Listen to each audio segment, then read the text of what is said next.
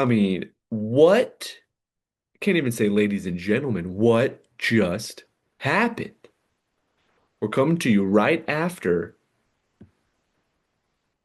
UConn walks off Duke in a game that was all Duke. Duke touched off on UConn in the first half, goes up 19, 44-29 in the first half. UConn outscores Duke 44-28 in the second half in a game that Duke threw and handed to UConn. Later, goat. Have good mosh pitting!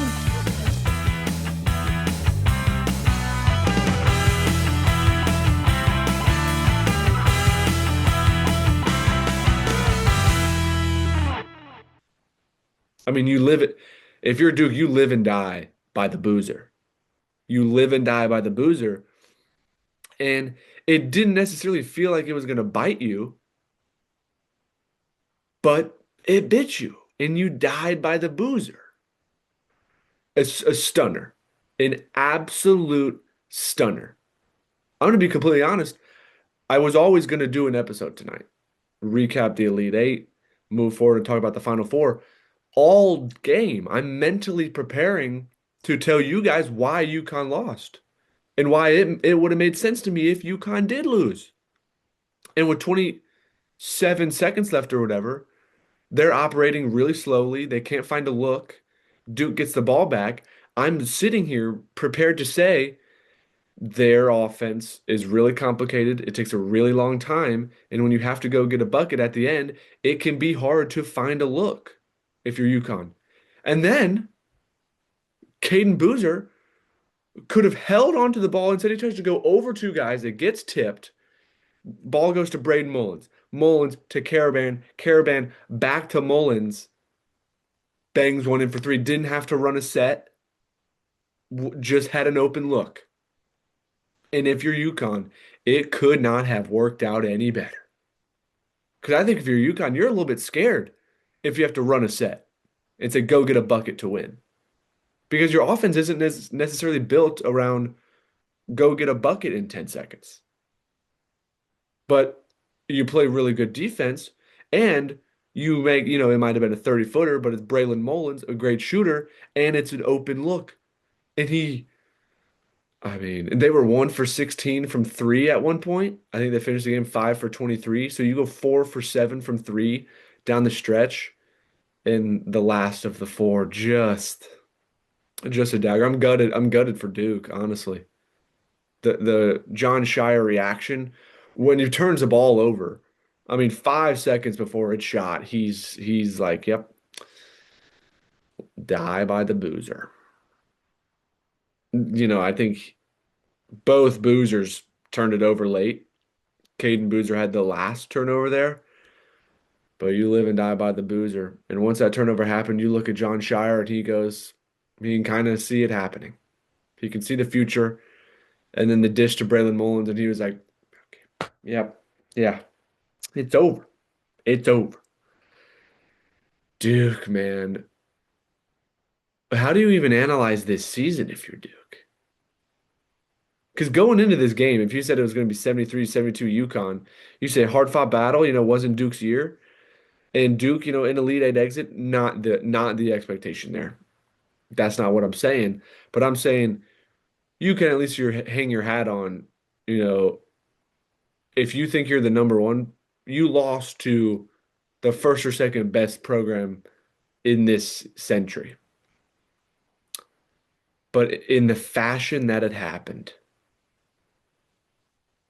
gut-wrenching, gut-wrenching. And it's gut-wrenching every time for Duke because you have to go reload. Your dudes are gone. Your best player's gone. But man, Cameron Boozer. Let's talk about Cameron Boozer for a second because being an Atlanta-based podcast, we're in the running for one of those top few picks, potentially even the number one pick. The thing I was hanging my hat on with Cameron Boozer all year and his whole basketball career is this guy is a winner. because the NBA is in love with the 6'8" freak athlete, great scorer. I think he's a fairly decent scorer. He's not a freak athlete by any stretch, right? So much so to the point that you could say his ceiling is, probably almost certainly lower than a Darren Peterson or a AJ DeBanza. But what you can't say about the other two is that this guy won 4 championships in high school, and he has the opportunity to win a championship his only year in college. And they were a gritty ball club, like grittier than Duke teams have been in the past, bar Grayson Allen. Um, and and you play like you're trying to lose for the last 2 minutes. The one thing I thought I could promise about Boozer is the guy's a winner.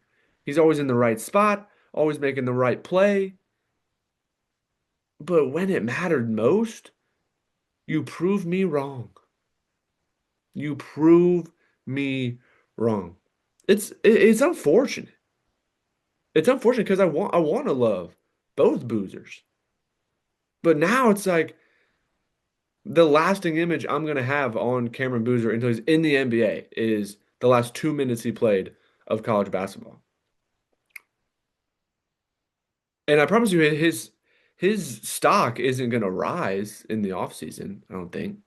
He was a guy that was like, go look at the production and the winning that I'm gonna do at Duke. Whereas like if he goes in testing, I don't think he's jumping higher or running faster than anyone else.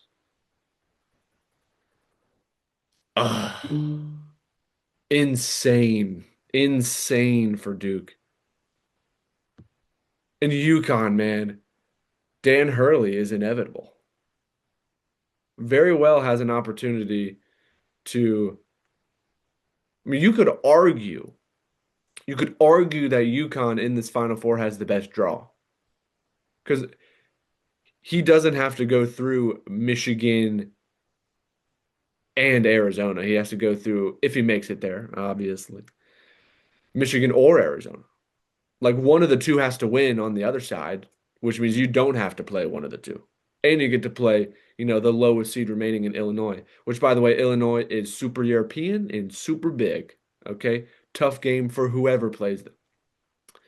But if you're UConn, you almost can take advantage here moving forward in the Final Four of flying under the radar a little bit. Because you play first, you play at 6 on Saturday. Michigan, Arizona, which is, by the way, a national championship any other year other than this year. Like it's all eyes on Michigan, Arizona at 8:39 p.m. So if you're Illinois, UConn, you might have people tuning in the second half, saying, "All right, let's boot it up for the nightcap Michigan, Arizona here." I'll be watching. But like there might be a contingent of people out there that is just going to check the score of your game and then go watch Michigan, Arizona. So go play free. Go try to dominate. Go tell people, hey, it's not Michigan, Arizona or bust. Like we're here to play a little bit of ball too. Go win 3 championships in 4 years. Go cement Hall of Fame status for, the Caravans and the Dan Hurleys of the world. But man, if you're UConn, elite basketball down the stretch because you took advantage of every mistake. Because Duke had a handful of mistakes in the first half. You didn't do anything about it. I can't believe it. I literally can't believe it. Do we even talk about Michigan versus Tennessee? That's not really what this is about. Um, because it was a shellacking. It was they were taken to the woodshed. It was a pile. They were pile driven. Um, man, we kind of thought Michigan lived up to their end of the bargain in regards to these 1 seeds. We thought it was going to be, double reverse roundhouse kicking them their way to the Final Four. All these 1 seeds. We thought they were all a shoe-in. Michigan takes care of business. Arizona takes care of business.